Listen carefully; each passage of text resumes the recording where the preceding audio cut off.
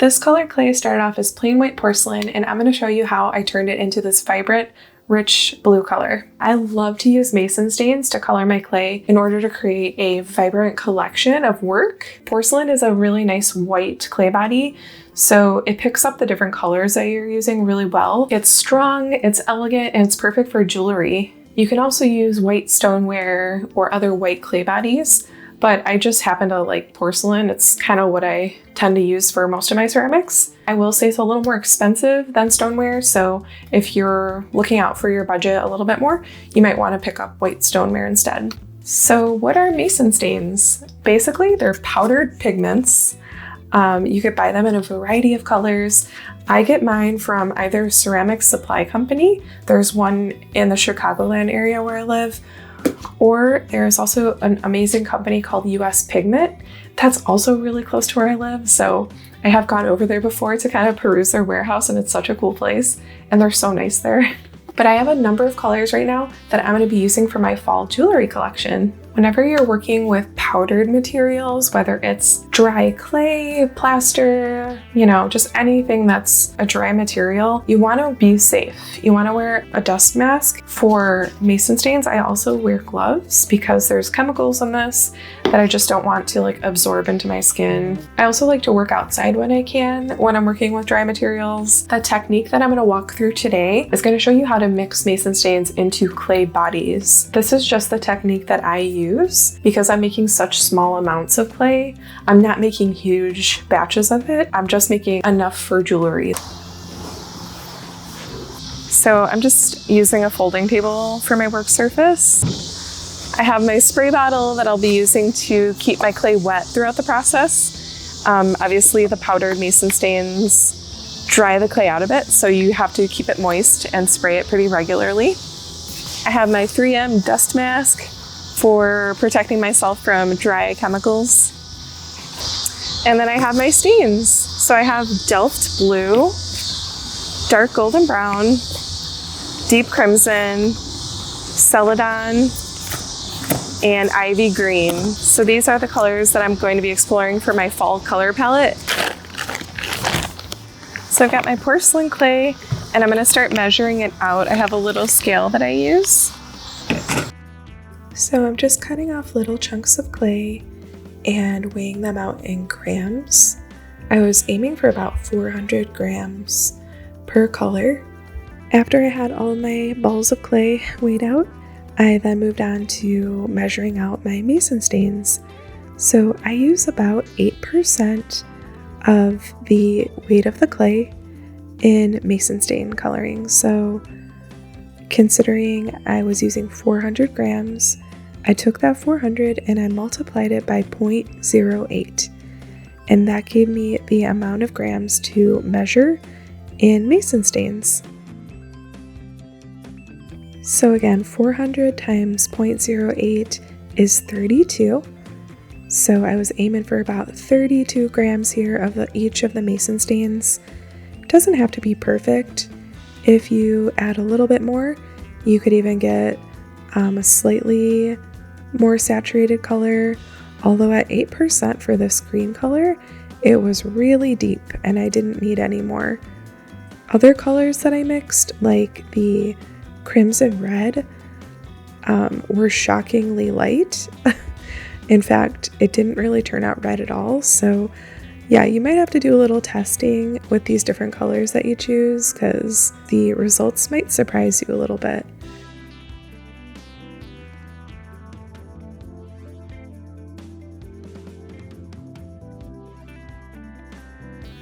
I then roll my clay into sort of a log shape and slice it into little mini discs. Again, I'm working with really small pieces of clay, and this just works for me. It's a similar technique that John the Potter here on YouTube uses, and that's where I learned this technique, was through his channel. So I just sprinkle the mason stains on top of those discs. I do wet them a little bit to keep things nice and moist, and I just try to evenly disperse it across the pieces, but again, none of this has to be perfect.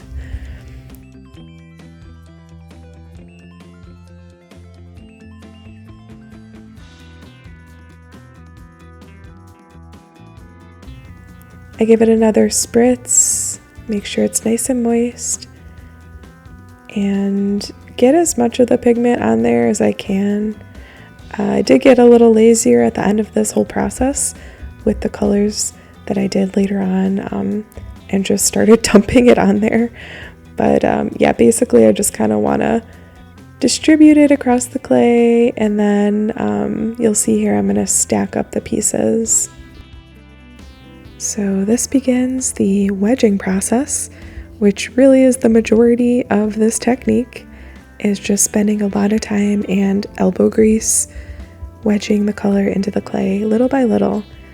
So I'm going to get it as good as I can get it, and then I'm going to slice those pieces back up and just repeat the process. The next few minutes of this video, I'm just going to show you some behind the scenes footage of me mixing each of these 5 different colors into clay, and then I'll pop back on around the 13-minute mark to show you what it looks like when I'm making a piece with the colored clay. I'm going to show you how I made one of my porcelain chain necklaces, and then at the very end I'll show you what that piece looks like once it's fully fired. So you'll be able to see this green color go from the mason stain and the mixing process all the way through me working with it and making jewelry, and then what it looks like once it's fully fired. And you can then see the difference between the raw pigment and the fully fired clay. It's kind of cool to see that transformation.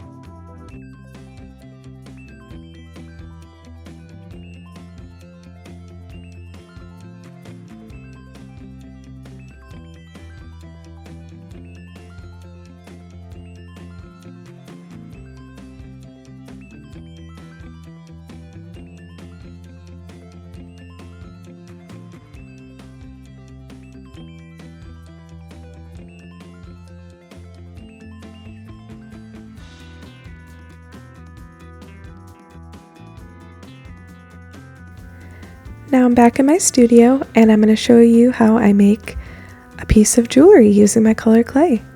I store my colored clay in double Ziploc bags to prevent it from drying out. And this is how I make my porcelain chain necklaces. I use a little extruder and I make little coils of clay, which I then fuse together into little circles, and then I connect them all together. It takes a delicate hand and a little patience, but it's definitely worth it. This is a statement piece and it's definitely bold and eye-catching. I also create little holes in the end links using a tiny hole puncher, which I thread a head pin in, and I suspend the chain necklace from a gold-filled chain for a little extra elegance.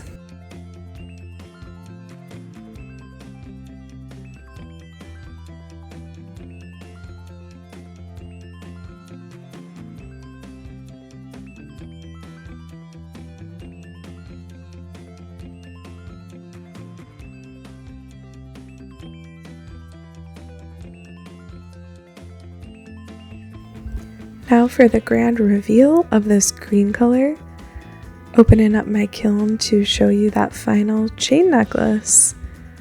So you can see that the color is a little bit more of a muted olive green, which I actually absolutely loved, and it was such a good surprise.